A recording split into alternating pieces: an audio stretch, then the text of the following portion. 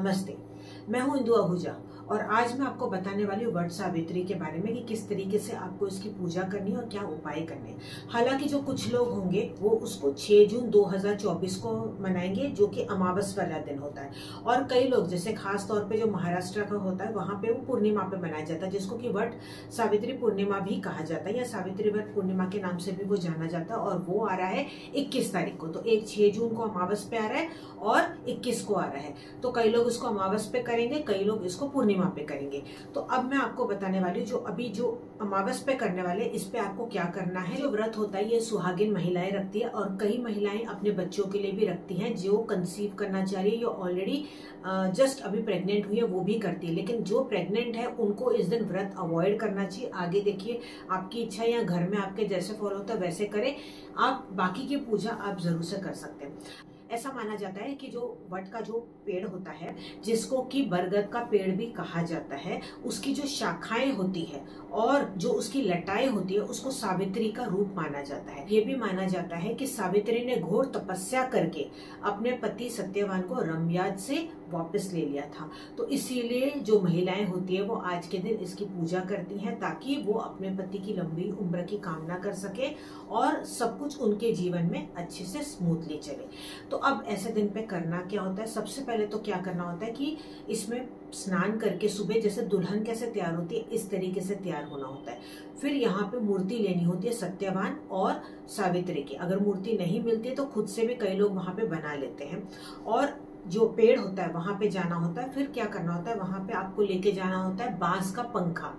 ये बांस का पंखा हर साल नया चढ़ाना होता है। लेकिन अगर आपके पास बिल्कुल भी ऑप्शन नहीं है, कि आपको लग रहा है कि आप हर बार नहीं नया चढ़ा पा रहे या आपको कहीं पे नहीं मिल पा रहा है, तो फिर ऐसा माना जाता है कि क्या करना है, जो पुराना ही आपके पास जो बांस का पंखा पड़ा है उस पे गंगा जल आपको डाल के उसको थोड़ी देर धूप में रख के आपको चार्ज कर देना है और दोबारा से फिर आपको नए की तरह चार्ज करना है। लेकिन ये बिल्कुल लास्ट ऑप्शन होगा, नहीं तो हर साल आपको न्यू ही पंखा जो बांस का होता है वो वट वृक्ष के आगे आपको चढ़ाना होता है। इसी के साथ साथ ये भी माना जाता है कि आपको क्या करना होता है, एक बांस की टोकरी में आपको सारी पूजा की सामग्री लेके जानी होती है। जैसे कि कुमकुम हो गया और जो मौली हो गया, जिसको कि कच्चा सूत भी कहा जाता है, वो लिया जाता है, फूल लिए जाते हैं, ठीक है, अक्षत लिए जाते हैं। ये सारी चीजें आपको लेके जानी होती है। वहां पे 7 प्रकार के अनाज भी आपको लेके जाने होते हैं। तो 7 प्रकार के जो अनाज होते हैं वो आपको मूर्ति के आगे या फोटो जो आपने वट वृक्ष के आगे बनाया है वहां पे आपको ये चढ़ाने होते हैं। उसके बाद आपको फूल चढ़ा देने, अक्षत आपको चढ़ा देने, दिया आप अगरबत्ती वहां पे कर सकते हैं। फिर जो मौली या जो कच्चा सूत है उसको लेते हुए आपको भगवान का नाम लेते हुए आपको परिक्रमा करनी होती वट वृक्ष की। और ये 7 बार आपको इसको धागे को बांधना होता है। जो उसका जो ट्रंक होता है ना, वहां पे ये धागे को बांधना होता है। मतलब आपको ये लेके धागे को ऐसे घुमा देना और एंड में आके बस उसको रोल कर देना, उसकी गांठ नहीं बांधी जाती। वट वृक्ष की पूजा करना भी वैसे बहुत ज्यादा शुभ माना जाता है, क्योंकि आप सभी जानते हैं कि हाई लेवल पे ऑक्सीजन होता है। जितनी देर आप उस पेड़ के नीचे में रहेंगे उतनी एनर्जी भी आपकी बहुत ज्यादा हाई होगी। साथ ही साथ ये भी माना जाता है कि ब्रह्मा विष्णु महेश तीनों ही देवता उस पेड़ में निवास करते। तो सोचिए वो कितना ज्यादा पॉजिटिव होता है। तो अगर आपकी कोई और भी मनोकामना है, कोई और भी इच्छा है, तो वहां पे आप पेड़ के नीचे थोड़ी देर बैठ के आपको मनोकामना भी अपनी बोल सकते हैं। वहीं पे बैठ के आप कोई भी मंत्र जाप भी कर सकते हैं। आप ओम नमो भगवते वासुदेवाय नमः का मंत्र का भी जाप कर सकते हैं, अगर आप ओवरऑल कोई मनोकामना जीवन में पाना चाहते हैं। लेकिन जो लोग फिर भी उपाय करना चाहते हैं आज के दिन और व्रत नहीं कर सकते या उनके पास कोई ऑप्शन नहीं, लेकिन उनको दूसरी कोई इच्छा के लिए करना है, तो क्या करना है, आज के दिन आपको एक पेपर आपको ले लेना है और उस पर जो भी आपकी इच्छा है वो आप अपनी लिख लीजिए कि ये मेरी इच्छा है, ये मेरी इच्छा पूरी हो जाए। जो भी आपकी इच्छा है, कोई भी कलर की पेन से आप इसको लिख सकते हो। उस पेपर को फोल्ड करें और वट का जो वृक्ष है यानी कि बरगद का जो पेड़ है उसके नीचे जमीन में आप इसको मिट्टी में दबा दीजिए। दबाने के बाद वहां पे थोड़ा सा जल जरूर से चढ़ा दीजिएगा। आप मीठा जल भी चढ़ा सकते हैं, नॉर्मल पानी भी आप चढ़ा सकते हैं। उसके बाद वो मिट्टी आपको लेनी है, अपने माथे पे तिलक करना है। बरगद का जो पेड़ है उसके ट्रंक को आपको ऐसे गले लगा देना है या केवल हाथ रखना है।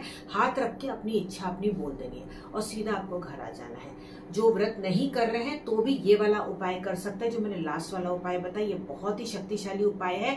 आप चाहें तो उसको 6 जून को भी कर सकते हैं और आप चाहें तो इसको 21 जून को भी कर सकते हैं। जैसे कि मैंने कहा कि कई लोग इसको अमावस पे करेंगे, कई लोग इसको पूर्णिमा पे करेंगे।